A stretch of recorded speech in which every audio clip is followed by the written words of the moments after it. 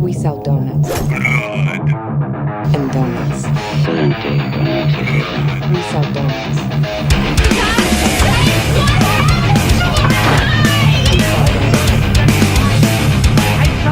Hey everybody, welcome to Blood and Donuts. I'm Tony. And I'm Chris. Thanks everybody so much for joining. Yeah, thank you for joining. Chris, Halloween 1978. The original. The OG. Mm-hmm.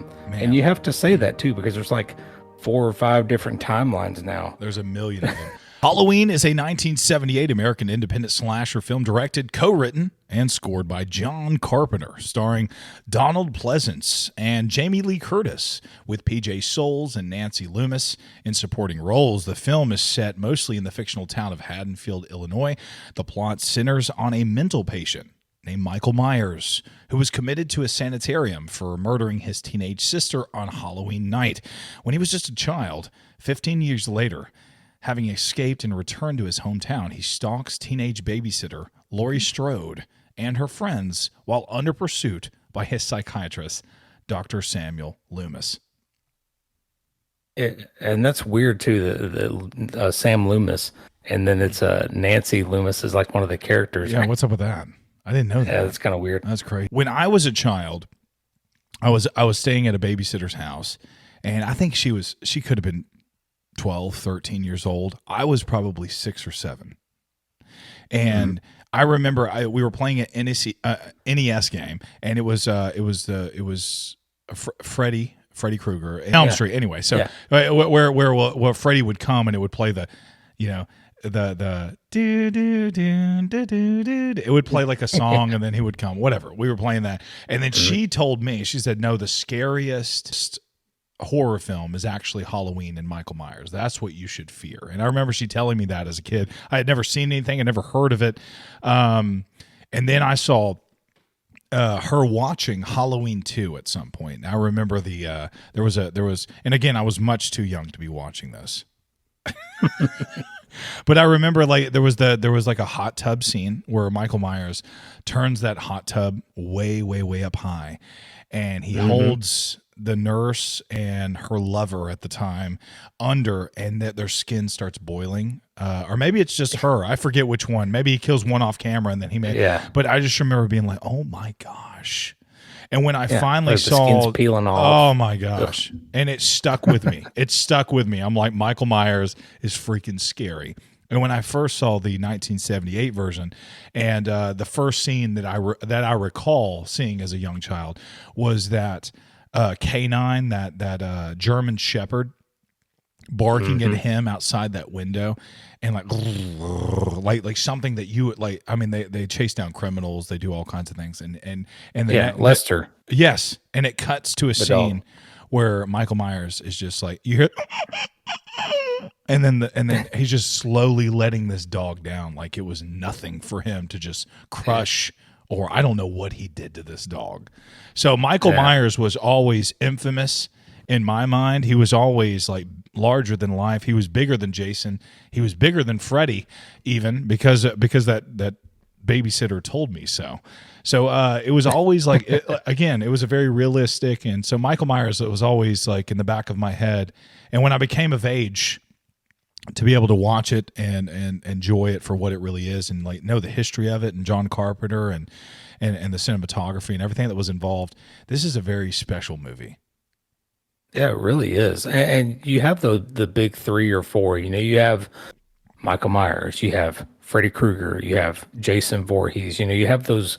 Those are kind of like the big 3 in like 70s, 80s. I might even say Texas Chainsaw Massacre. Throw that in there. Oh yeah, for sure. Leatherface. 3 or 4 or 5 there. Those mascots. Yeah. And this one for me has always stood out, and it's a very simple design. It's a very simple mask. Yeah. It's actually made from a William Shatner mask with the eyes cut out bigger, and the hair was kind of poofed out, and the sideburns were cut, and they spray painted it white. Crazy. That is the mask for Halloween. That's all they did. Yeah, it's very basic, and I guess that's the draw of it. I was like, this could really happen. This could happen to any town.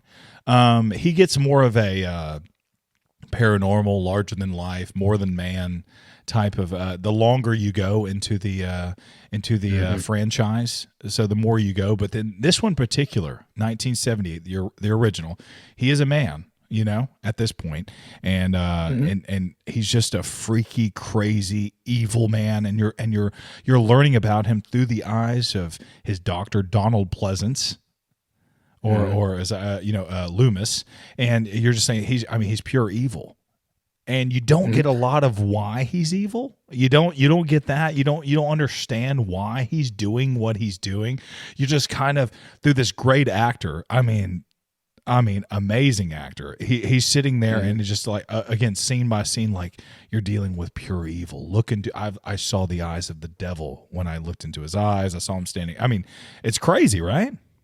Yeah, there's a lot of great just monologues where Donald Pleasance as Dr. Loomis is just talking about this child, and he gives us very subtle hints, like he's just staring at a wall, looking through the wall, looking into nothing, looking into space, and he's just evil, and it gives you just little snippets of that, and so you don't really need a lot of paranormal, like you said, later in the other sequels it's pretty crazy, and in this one too, he does get shot and stabbed, and he just keeps coming back, and all that kind of stuff. But it works for this movie because he's like an unstoppable force who's trying to achieve a goal. And while he, I won't spoil it, this 1978 movie, but it's really good. The premise of it and the execution is just fantastic. Yeah. John Carpenter, a young director, he co-wrote this screenplay with Deborah Hill. The release date was October 25th, 1978. The movie was made on a relatively low budget of $300,000, and it was a huge box office success. It's over 70 million worldwide for an independent, but it was an independent film. So independent films have to make a name for themselves, And you see this like invented on the fly by John Carpenter. These shots are so good. They're so heart stopping. I mean, like I don't even know how to explain it. And still watching it in 2023, this is a film from 1978. I enjoyed revisiting this. I used to own it. I've watched this 1,000 times. I still enjoy it every single time. We'll get into it, but the soundtrack is just like, it takes you to that time and that part of the year. Yeah. Every time you hear that soundtrack, it just instantly takes you to like late fall. As Halloween's coming, like that music is just fantastic. And a lot of those long shots, they're done, and like you were saying, they were just innovative for the time, and it's really ambitious for the budget they had to shoot those big long shots. But they made it work. Yeah, they really made it work. And looking back now, it's almost like a rite of passage. You see Jamie Lee Curtis, who was the daughter of Jamie Lee, who starred as the psycho lady who gets killed in the shower. I mean, that was way back in the 1960s, and again, just like, so you see it now as a rite of passage for Jamie Lee Curtis to be a final girl, and Jamie Lee Curtis kind of like set the tone for that for many years to come. Like what a final girl is, and what she, and how she stands up. She's a little bit braver. She's willing to take on the evil like no other. And like she told that little boy that she was babysitting, I'm not going to let anything happen to you, kind of thing. And she was brave for them. Not really. I mean, she was the first one to like get something into Michael. She stabbed him with a needle and all that kind of stuff. So she's the first one to fight back. Yeah. Great final girl, like you said, kind of like a prototype for years to come, in decades to come. I mean, you can look back on this and you can gain so much from just watching this movie, and you can see that it's just been really influential throughout the genre. Absolutely. The entire film's events take place in a single night, adding to the suspense and tension. There's minimal blood. Despite its reputation as a classic horror film, Halloween contains relatively little blood and gore. Carpenter aimed to create fear through suspense and atmosphere. As we've learned in previous podcasts, there was no PG-13. They initially gave Halloween a PG rating. Did you know that? Really? I did not. And because it was so intense, they officially gave it an R. But originally they gave it a PG. There was no, you know what I mean? Like there was no. I mean, there's like nudity and everything in there. Dang. Okay. John Carpenter composed that iconic score for Halloween, including that haunting main theme. The music is so a part of this film's success. I mean, that I mean, like it's used throughout in the best parts. Carpenter aimed for a realistic and gritty portrayal of horror, emphasizing the terror that can occur in just a familiar suburban setting. And that's what's, if you put yourself back in the late 70s by yourself and you're like a young teenager, and let's say your parents are in bed or they went out to the movies and you put this movie on, it's going to scare the crap out of you. Yeah, absolutely. You're going to think, holy crap, this could happen. Yeah, that's the truth. Michael Myers' motivations are deliberately left ambiguous in this film, contributing to the character's mystique. And we'll talk about that a little bit later in the scene by scene. You don't really know. You're like, he does some things. You're just like, why did he do that? You don't know. You don't know who he is or what he is or what's going on. The movie was shot in just 20 days. The crew had to be resourceful due to the limited budget and time constraints. The success of this film led to numerous sequels, turning to Halloween into a long-running horror franchise. I mean, Halloween is... Yeah.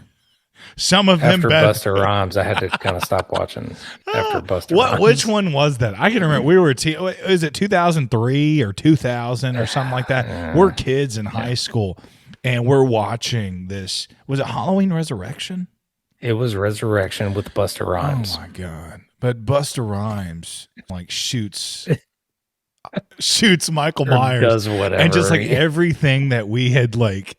We had so much respect. Like, I don't know, Michael Myers, like he needs respect as a horror, as horror enthusiast. Michael Myers demands respect. And to put a rapper Busta Rhymes, he's great, whatever. But to put him in an acting position and just say trick or treat, and just blow Michael Myers away, we rolled our eyes. We were so mad at that film. Right. I'm still mad about it.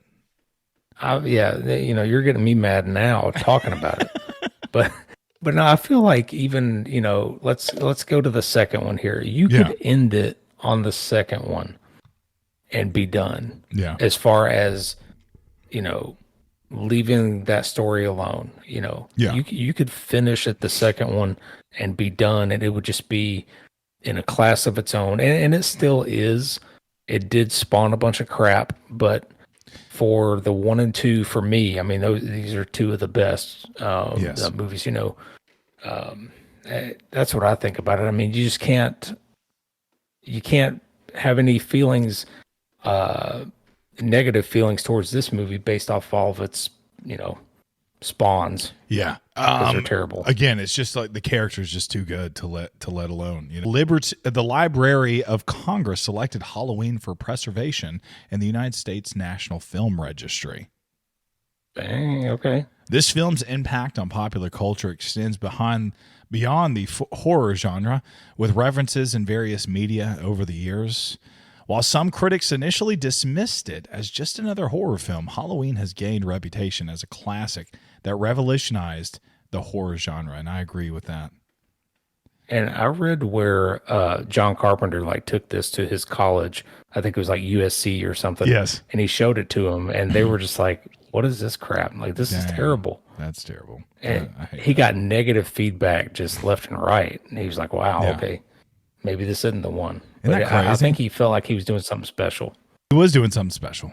Looking back, most of the film scenes were shot in South Pasadena, California. This fictional town of Haddonfield, Illinois, was actually South Pasadena. I heard they had to bring leaves in. Yeah, they did. They brought leaves in. And they would blow them around, and then they would pick them up and put them back in the cycle. Yeah, isn't that great? That's crazy, man. Donald Pleasance was a veteran actor, and he portrayed Dr. Sam Loomis, and they needed him for this film to it was kind of like he was going to carry this thing, Yeah, and I read, he was kind of like the last puzzle piece that they needed for they wanted a big name actor. So a couple of quick facts on that, actor Christopher Lee turned down the role of Dr. Loomis and said it was the biggest regret of his career to not be in the film. Oh, wow. And then, so they had $20,000 to budget Donald Pleasance, and they could only afford to have him on set and shoot for a week. That's hilarious. So he was only on set for a week, and they got all that good stuff. Dang.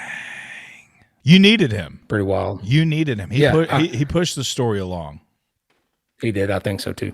Chris, before we did it, I was like, man, I feel like I need white gloves to handle this. I know we're just a small podcast, YouTube channel, whatever. I believe that we're getting to critique or review a movie like John Carpenter's 1978 Halloween, and I just feel I don't know. I feel nostalgic. I feel just humbled to kind of just talk about it and go through it and all this stuff. And anyway, do you have any more facts that you want to share about that?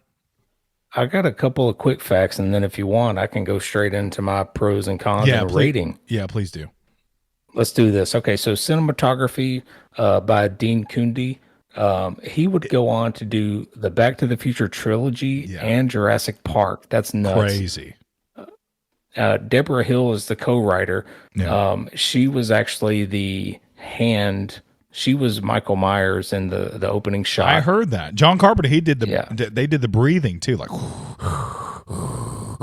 like that was John Carpenter. So they both were in on that.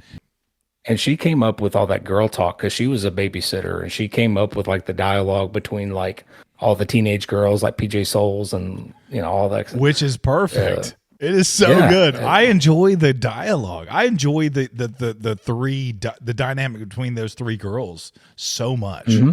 You know what I mean? Yeah. Ugh. You got like the arrogant one, you got the popular girl who's too busy for everything, and you got the quiet bookworm. It all just works really well. Yeah, it really works very well. So for pros, let me get into my rating here. So pros, the soundtrack is in a class of its own. Like I said, it just takes you back to that time of the year. It's a slow reveal of friends to our main heroine there.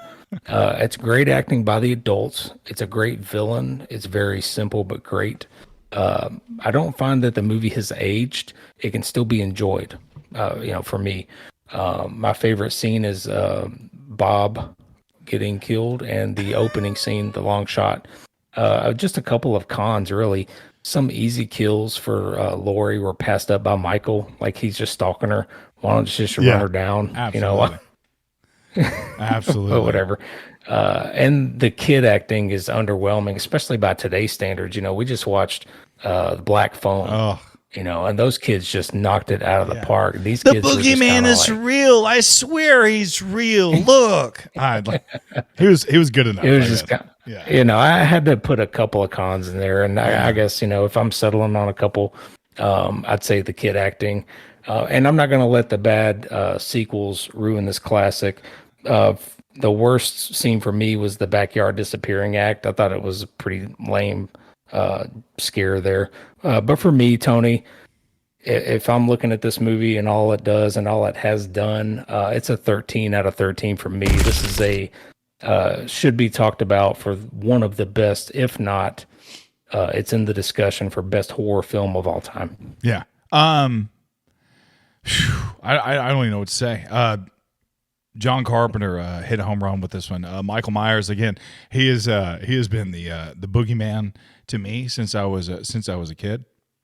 He is this horror film is just one of the best of all time. It's in a league of its own.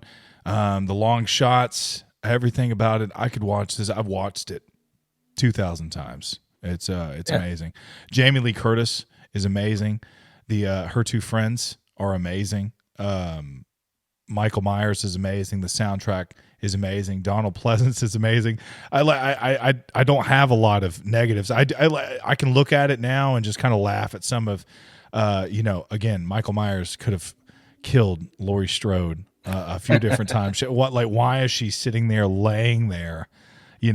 But this film inspired a whole generation of horror films that made this podcast, and we get to enjoy. Because of this film from 1978, and it hits hard. in 1978, and it hits hard in 2023. I go to 13 out of 13. Of course. Yeah, it's a great Nice. Yeah, it's a great horror film. I think it's amazing. One of the best of all time, and it's one of the, I would say, top 5 horror films of all time. Oh yeah. And just like and for sure. And I would say like top 3 influential horror films of all time. It's pretty incredible. It's a great experience. And if you have not seen Halloween 1978, again, there's not a lot of blood, there's not a lot of gore. It's not offensive. You need to go watch it, not only for a horror film, but just for a great film. John Carpenter knocks this one out of the park. I guess, are you ready to scene by scene spoil this thing? Let's go through it and talk about it. All right, let's do it. Here are the spoils.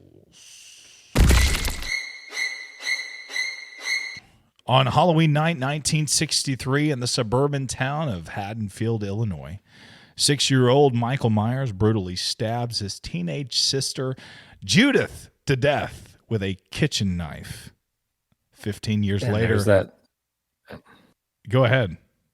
I was going to say, there's that big long shot, that really ambitious shot. Yeah. Really ambitious for the time. Yeah.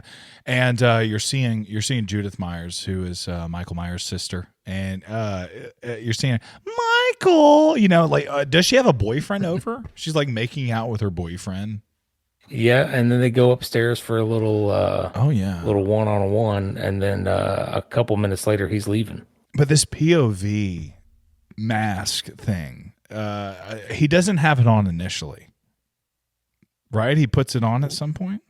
Yeah, he finds it somewhere. I guess it's part of his costume that he left in the house. So he reaches and he grabs his mask, puts it on, and then it's just the POV is covering like 80% of the. This scene is so screen. freaking iconic. I don't think it cuts away one time.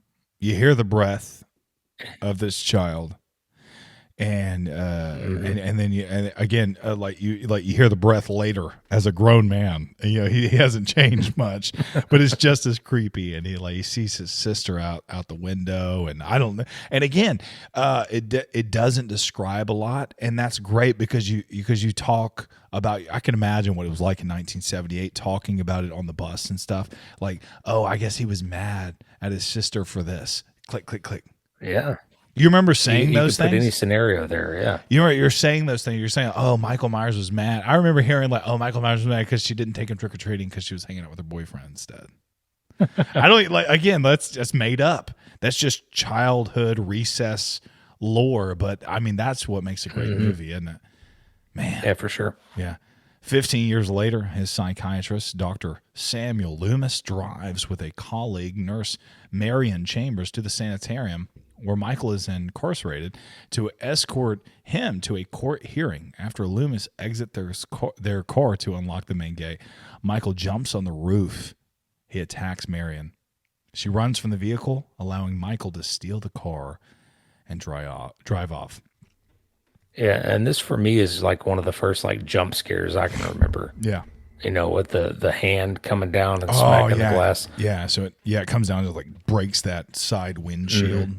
And because Dr. Loomis and this nurse, he's like, they're kind of setting the stage. They're driving up and they're saying, and he's got like kind of talking about it already. He's talking about Michael. And so, yeah, this guy's, we're going to make. And it's creepy because you can see all the patients like outside of the hospital. Yeah. So like something's already happened and you can see all these patients out there and you're like, And he's like, I'm going to go check it out. And then you see this hand come down. It's like, oh crap. It's great. And like it does this like kind of and like he jumps on the vehicle. It does like and like a hospital go. I don't even know what I'm doing here. But you understand it. You've all seen this. Loomis is talking about Michael Myers, and you hear it later. He says, "Oh, he's been planning for this day for many years." So, and again, this movie doesn't answer all the questions. And I have said many times, some of the best movies answer all those questions. It comes to fruition. And then some of the best movies have you asking questions as you're leaving. This one is one of those. You're asking those questions. You're thinking about it. Loomis said he's been planning for this day for a lot of time. You don't know how these patients got out. Right. why they're walking around the plains, and why and you have to assume that Michael Myers somehow planned this in his evil mind. But then again, you don't even know what his evil mind is and what it entails and all this anyway. It's crazy. Michael makes his way back to Haddonfield, killing a mechanic for his coveralls on the way. Stealing a white mask from a local hardware store, he begins stalking a teenager, Laurie Strode, whom he saw drop off a key at his long-abandoned childhood house that her father is trying to sell. Laurie notices Michael. So for me, the cinematography here is great. The look of the town, it's a really good build up. And like you were just talking about, the town already has this lore about Michael Myers. It's a creepy old house where the kids are like, hey, the boogeyman lives there. Yeah, absolutely. And Laurie Strode and her friends are getting out of school. And it's California, but you could have fooled me. I mean, I'm seeing leaves everywhere. When I see this, it feels like Halloween to me. And it shows trick-or-treaters running around at night. It feels very October in the Midwest in Chicago to me. It feels very they did a really good job of establishing that. And Laurie Strode is like, you're meeting her friends at the time, and one of her friends is smoking weed in the car, and they're talking about day-to-day life of this dance and what's going on, and they do a really good job of establishing, like, Laurie Strode is very shy, and there's this girl that there's this guy that she would like to go to the dance with, but she's too scared to ask, and they're smoking weed, and then one of the friends, what was her name? Was it you got Lindsay and Annie? Yeah, so Annie, or Linda and Annie. Yeah, so Annie is riding with Strode, and her dad is the actual police officer, like the sheriff of the town. And they're like smoking weed, and they ride by. They're like, oh my God, that's my dad. And they drive by, and he comes up to the window. He's like, hey, how you doing? Some kids doing this, they broke in and they stole some masks. And you kind of find out where Michael Myers got his mask. And then you wonder to yourself, how did this sheriff not smell the weed that was in that car? They had no windows down or anything. And yeah, I think even Laurie later was like, I'm sure your dad knows already. And Annie's like, he don't know. He don't know. He always looks like that. Annie does a good, like, she is so good. She is such a good actress. I love, like, she's like this. She's just very, like, straightforward and have fun. Both of Laurie's friends are like that. Yeah, you got one that's arrogant and one that's just like nonchalant and kind of aggressive with everybody, and it's fun. But Michael makes his way back to Haddonfield, killing a mechanic. We saw that.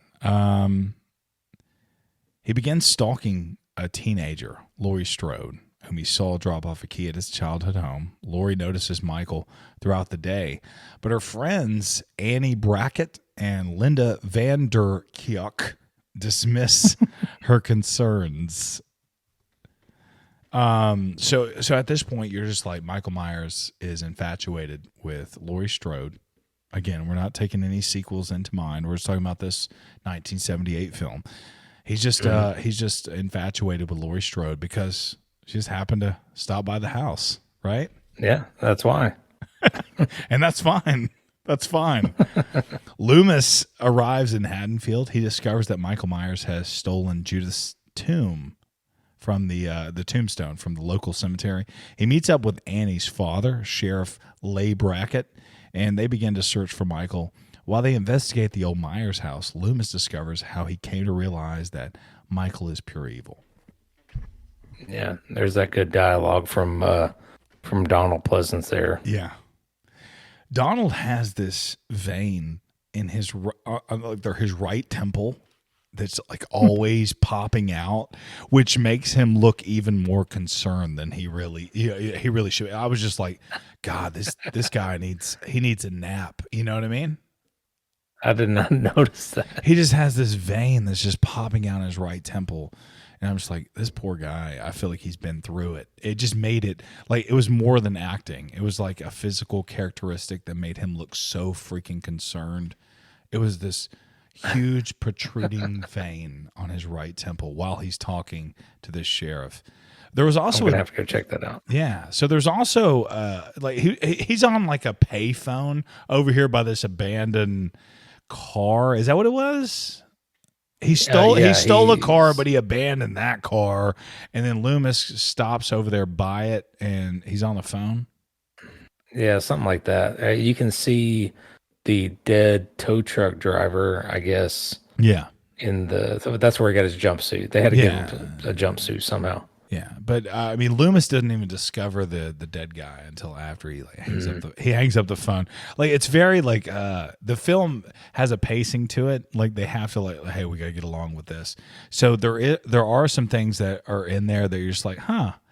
Loomis should have discovered that before he made that phone call or whatever. There's one point later where he's sitting outside Michael Myers' like hometown house, and all of a sudden, in the middle of the night, after sitting out there for 3 or 4 hours, he looks over and he's like, "Oh, there's a government official car." You know what I mean? Yeah. After Myers has started this rampage, but anyway, Loomis. So that night, Michael Myers follows Annie and Laurie to their babysitting jobs.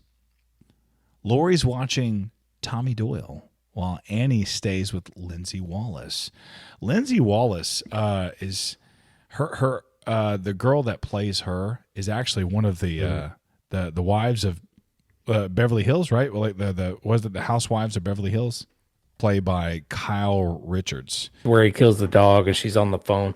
And I really like how, even all the background scenes where he's just like silent and just standing there watching. Oh, I love it. They work so good. Oh, it looks so good. They see him. It's like so iconic. They're walking down the sidewalk. They see Michael Myers behind, like he's right in front of the bush and like looking at them.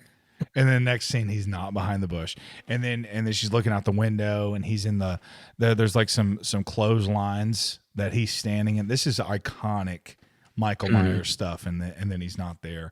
And they do a really good job with that. I mean, Tommy thinks he sees the boogeyman outside the home that Annie is at a couple of different times. It's just, man, it's so good. It's so good for the build up. And then when he finally goes on his spree, you're like, oh my gosh, and you just like, I mean, the build up is so good here. Yeah. It's like a build up, and then it's like a killing spree. And then it's like, the final act kind of thing. Yeah, so Michael follows Annie and Laurie to their babysitting jobs. We just said that. Laurie watches Tommy Doyle while Annie watches Lindsay Wallace across the street. Michael spies on Annie and kills the Wallace family dog. Tommy spots Michael from the window and thinks he's the boogeyman, but Laurie just dismisses him. Later, Annie takes Lindsay to the Doyle house for a night so she can pick up her boyfriend. Before that, she was making some popcorn. She spilled some butter on her shirt, right? Mm-hmm. And then she's doing some laundry. She has to take her clothes off. She has to get in maybe the dad's shirt, and then Michael Myers breaks a pot right outside that window, like to where that's like his one fault there. He knocked over a pot. What were you doing, Michael? I was thinking that. And then she has to take these clothes, and this is just adding to the suspense. To this, she has to go all the way into the backyard, which is like 50 yards away from the house. I'm like, why is the washer and dryer so far out there? But anyway, who designed that? Exactly. The parents of the daughter of the Housewives of Beverly Hills is who designed it, I'm sure. But anyway, so she has to go out there and wash her clothes, and it's way out there. It's so, I mean, the door's opening, and then it creaks open and then closes, and then she's like, she gets locked out, and she has to open up a side window to get out. And she's like, don't tell anybody about this. When her boyfriend finally calls, it's so suspenseful. Like this, the synopsis is leaving out a lot of that suspense that you're seeing in this film. But man, They do a good job. No, it leaves you. It's got a good build up, and it's like, okay, here she's about to die because I just saw Michael in the background, and then it's like not, and then they kind of go along with the movie, and she's alive for another 10 minutes. Yeah, and you're like, dang, okay, when is he gonna kill her? Yeah. Annie, like these girls are horny, really, really horny.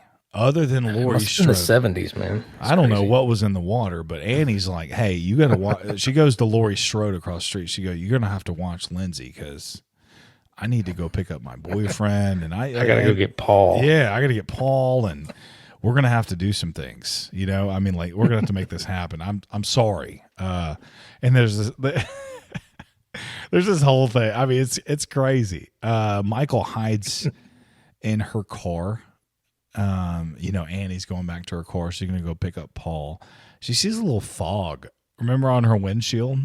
She's like, and she doesn't know if it's on the outside or the inside. And she kind of like wipes it off. And all of a sudden, like Michael just, he like comes up and just, he does that Michael strangle.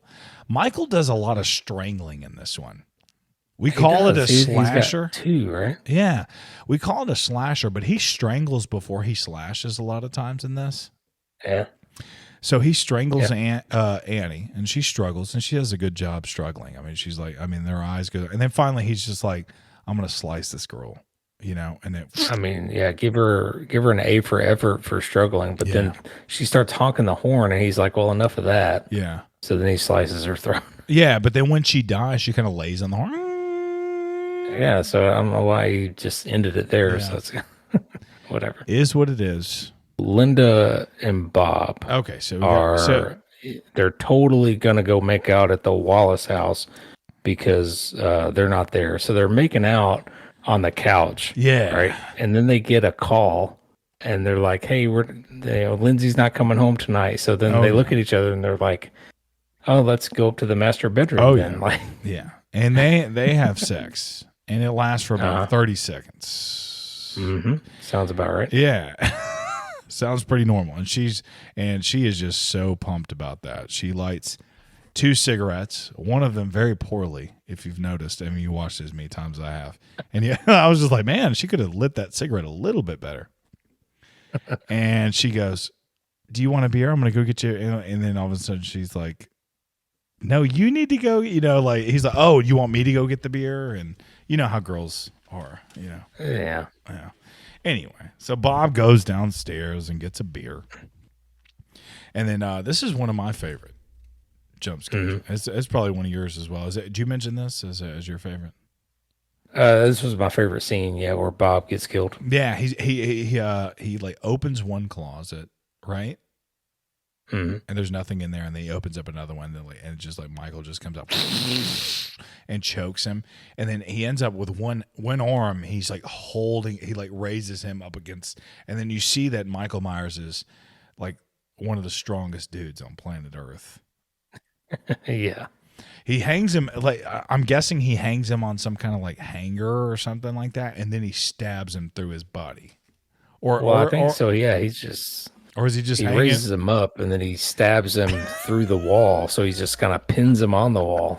Using the knife? Yeah. And Bob does. That's how that works. It's between his ribs or something. Let's just assume that. Yeah. We're assuming that he wouldn't slide down at all. Not at all. Yeah. Got caught up on the rib cage. Yeah. So Michael then puts on a ghost costume. He puts on like a bed sheet, cuts out some eyeballs, and puts Bob's glasses on. And goes back, and he's just standing there, and then she like takes her, you know, she lowers the sheet, and she's like, "Does that get you excited?" You know, and all this stuff. Yeah, like and, Linda. Yeah, yeah. And she's like kind of over. She's kind of. Yeah, I'm sorry, I said Laurie. I meant Linda. So she's kind of like over what he's doing and these games he's playing and all this stuff, and then she finally calls Laurie. Right at that point, and then while she's calling Laurie, Michael, while he's in this sheet, chokes her out. Yeah, and this kind of harkens back to where earlier on the phone, Laurie heard like some kind of strangling or gagging on the phone. Yeah. And then so she kind of hears like the same thing she'd heard earlier. And she's like, okay, you're just messing with me again. yeah. And then she hangs up. So it's one of those like, well, she's heard it before, so she hangs up. But in reality, her friend's getting strangled. At that point, Loomis, he discovers the stolen car, and he starts searching the streets. He's sitting there at the Myers house, waiting for Michael to return, obviously, and he sees that car behind him, and he starts searching a little bit harder than he was. Phone call. Laurie goes to the Wallace house and finds her friends' bodies as well as Judith Meyers' headstone in the upstairs bedroom. What a great scene, right? Yeah, I like the reveal there where she, it's one of his first like where he leaves something behind, where he leaves like the bodies all dangling and leaves a headstone and stuff, and it like works really well because he just kind of like stored everybody in the Wallace house and, or wherever he did, and like she finds them all, and it's like holy crap. Yeah, and again, like I said, with this movie, you don't understand what his motives are. You know, you're like, why did he go to the graveyard and dig up her headstone? We don't know. Why did he pick out Laurie and her friends to murder? We don't know. Why did he stroll? Is it Annie? Out on the bed with Judith's headstone up there. We don't know. Why did he kill two dogs in this film? He killed another one earlier. Didn't he eat one? Didn't it say that? Yeah, there was one in the house. Yeah, and they're like, and so we don't know because the sheriff was like, maybe it's a skunk, and Dr. Loomis was like, no, I think he got hungry, is what happened. So you're just like, you don't know. And that's what's cool about this. You're like, what are we dealing with here? And you can imagine 1978, again, before the sequels tried to answer some of these questions. You're like, what are we dealing with? What are his motives? You know? Yeah, I agree. A lot of these answers could have been left, or these questions could have been left unanswered. Unanswered. I love that he has no motive.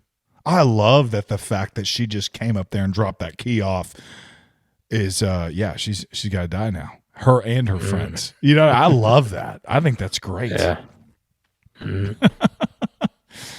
Anyway, so she runs to the hallway where Michael slashes her arm and causes her to fall over the banister. And she manages to escape the house with Michael in pursuit. Yeah, that happens when you get slashed on the arm. You totally just fall over the rail. Yeah, that happened a lot in the 70s. It happens all the time. I mean, it was a very lucky for her, I guess. Yeah.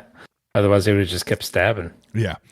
Laurie is a very lucky woman. We find that out in this film. She comes close to death. How many times? At least 4. Where he was coming after her and he couldn't do it. He couldn't pull it off. Yeah, she got saved by a few things there. She got saved by Loomis, and she gets saved by just her just kind of fighting herself, or fending for herself. She pulls off a mask, and then that freaks him out. Man, that's what you got to do. You just got to unmask him. Unmask him. You unmask Michael Myers in this film too. He's pretty basic looking, and I like that. I did have a note on that where the guy that actually played Michael, where he was walking around the town, was played by Nick Castle. Okay. Which was like John Carpenter's friend. Okay. He was like, hey, man, can I be in the film? And John Carpenter said, yeah, $25 a day, and I want you to walk from point A to point B. But then when they unmasked him, they wanted someone with a more angelic face, so they hired, I forget his name, but yeah, they hired a different guy for the unmasking. That's unfortunate, right? Yeah. I watched a YouTube video. I know this is side plot. I'm sorry. I watched a YouTube video of Universal Horror Nights of the Halloween of Michael Myers' house. It was so good. I want to go to the Horror Nights at Universal. Have you ever been? No, I remember sending you a video though where it was like a couple of guys walking down a street, and it was like, here's the Myers house. So it was like just a standalone like thing. I watched one. It was like a POV of going through that house, and it was so freaking cool. And all these things that we're talking about, it was there. Like Annie, like I gotta look that up. like Annie, like laying down on the house, and on the bed, and the tombstone of Judith being above her and stuff like that. It was so perfect. It was so good. Nice. I want to go so bad. I'm so jealous of anybody that's ever been to that. Laurie makes it back to the Doyle house, and she tries to call for help, only to find the phone that is dead. Michael sneaks in through the window and attacks her again, but she stabs him in the neck with a knitting needle. Ouch. Ouch. Yeah. I know, like why? Like, he gets stabbed, but it's like a 2 or 3 inch stab, and then he, like, in this movie, he kind of like lays down for a minute. You know what I mean? He's like, that really made me tired. Yeah, so he just like, I'm just gonna lay down for a few minutes. I'm gonna have a lie down and think about the pain. I don't know. But Laurie, when she goes to the kid, she's like, "Hey, I've killed him. I killed him already." Like she was very confident in that stabbing. Well, here's where you have to keep stabbing, but as we know, that doesn't always work. Man, you do have to cut his head off. Every time I watch this, I'm like, "Freaking stab him again! Stab him!" Yeah. You're screaming at Laurie, who's just sitting there resting, drinking, maybe like eating a sandwich. Like, it's just like, I just She's got like a Gatorade. Yeah. Like, thinking he's Parched. dead, she staggers upstairs to check on the children, where Michael appears again, hiding in a closet. Laurie stabs him in the eyeball with a coat hanger, and then in the chest with his own knife, after she sends Tommy and Lindsay to a neighbor's house to call the police. Michael rises again. When he rises again, it's very Undertaker style, right? I feel like Undertaker stole that. And those are all iconic. I mean, the closet scene, him raising up in the background and then looking over, all that's iconic. I mean, and the most anxious scene for me is where she's like trying to get into the house. And like, she's like, "Tommy, let me in. Tommy. Yeah. Where's my key? Like, my key. Where's my key?" She's like digging in her pockets and stuff like that. Yeah. But then like Tommy's just kind of like nonchalantly like walking down to the door to let her in. He's like rubbing his eyes. And I'm like, "Tommy, open the freaking door. She's about to die." These kids will piss you off. Earlier, was it Lindsay's watching The Thing? Mm-hmm. Which is kind of like a nod to The Thing, which John Carpenter would later do. But she wouldn't budge for nothing, Yeah, she was just eating popcorn while Lester, the dog, was getting strangled. Yeah. These kids love popcorn. I mean, they're asking for popcorn left and right. In the 70s, was popcorn just like the thing? I mean, like what's apparently up with that? And Jack-o'-lantern. And finally, Laurie's finally like, "No more popcorn. You've had enough." Yeah, you've had enough popcorn. My goodness. But like, I'm out. Do you call a carved pumpkin a jack-o'-lantern? In Tennessee, do we call them jack-o'-lanterns? In this household, we call them carved pumpkins. Carved pumpkins. That's what I've been calling my whole entire life. When they call them jack-o'-lanterns, I go, "What?" It's like a California thing or something. I get it. They're like, "Later, do you think we can carve jack-o'-lanterns?" And like, when they say it, I'm just like, "What's a jack-o'-lantern?" They probably call Coke pop. Oh, I bet they do. Or soda. They say soda. Can I get a soda? It's all Coke. Come on, get it right. Seeing the children run from the house, Loomis goes to investigate, and he sees Michael strangling Laurie. He's got Laurie in the old Michael Myers strangle, the 1978 strangle. Nobody can get out of that. Mm-mm. But she breaks free by pulling his mask off, revealing his face. Loomis shoots Michael, knocking him off the balcony. When he goes to check on the body, though, Loomis sees that Michael Myers has vanished. Unsurprised. I'm sorry. 2 quick things there. Yeah. Oh, no. Unsurprised, he stares off as Laurie sobs in horror. Oh. So, 2 quick things. Yes. Donald Pleasance asked John Carpenter, he's like, hey, do you want an oh my God reaction, or do you want a well, I knew that was going to happen reaction? And so they filmed both, and obviously the I knew it reaction was better. Where Loomis is just like, I knew he was going to be gone. Like there was nothing I could do. What film did we watch where it was dedicated to Donald Pleasance? Is that 4 or 5 or what was that? That's actually 6, The Curse of Michael Myers, because Loomis is still in that. Oh, God, poor guy. Yeah, he's in that. That's poor guy in that poor movie. Yeah, 5 was one of your favorites. No, so is that a guilty pleasure for you? Favorites. Was it 4? Or was that no? There was one that was like it was a guilty pleasure for you. Like this is one of my favorites right here. It was 6, unfortunately. What's the one where they had all the like everybody was dressing for Michael Myers for their for Halloween? They were like dressing up. I know there was somebody who was dressed up as him in 2, which was actually Laurie's boyfriend Ben Tramer, who got hit by got pinched by the cars or whatever. Yeah. But yeah, I don't remember which one. Where it's like a lot of them, and they were that was 4. It might have been 4. I don't know. Yeah, that was 4. Where they were like they started to get ridiculous. They started to get really bad. They did. Did you like? I mean, I was a fan of 4. You and I watched 3, and we liked it. The Mask. Yeah, as a standalone movie, it's not terrible. People hate that film. People really hate on that film. I didn't mind it. I thought it was a really good film. Yeah, it's not bad if you take away the name. Yeah, like it has nothing to do with Michael Myers. So I don't know why they called it Halloween. I think it was something to do with the guy that funded the film or something. But I don't know. It was probably like John Carpenter was like, yeah, I mean, Michael Myers is done. I mean, what else are you going to do with this? He probably didn't see it like that.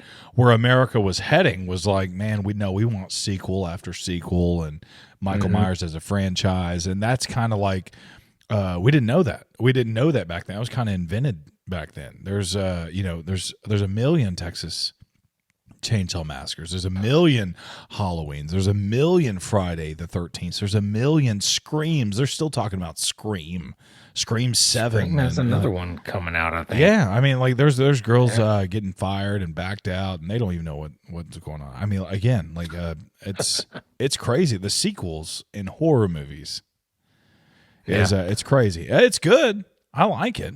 I mean, it is what it is, but some of those sequels are terrible. Ugh. Yeah. I mean, you've had that even more recently with like Paranormal Activity. I saw the first 2, and I might have seen like a 3rd or a 4th, but now they're into some weird crap now, and it's like, dang, man. Leave some of these. You got to leave alone. What Saw are we on? Saw 10, Saw X, or whatever. Everybody says Saw X is really good though. I've heard some people say that. Well, why don't we add it to our podcast list? Because we got some bangers coming out. Let's add it to it. And I love this film. It was a classic. It's an honor to even talk about it, review it. We can't even scratch the surface on what this film has done to the horror industry. And we've missed so many facts. I'm sure we've missed so many connections and all that stuff. So we're never going to be able to do it service, but just an honor to be able to talk about it and rate it today. We did the best that we could do by honoring this with 13 donuts. I mean, what else does this film need? Yeah, it's our first one. We gave it our highest honor that we can. So it's a great film. We love it. We love it so much. If you haven't seen it, you've been on like a private island or something. I don't know. Like, go see it. It's free on Crackle. I watched some commercials. And I watched it on Crackle. I used to own it on VHS, but that's obsolete now. I donated all those VHSs. So anyway, go watch Halloween, this John Carpenter classic.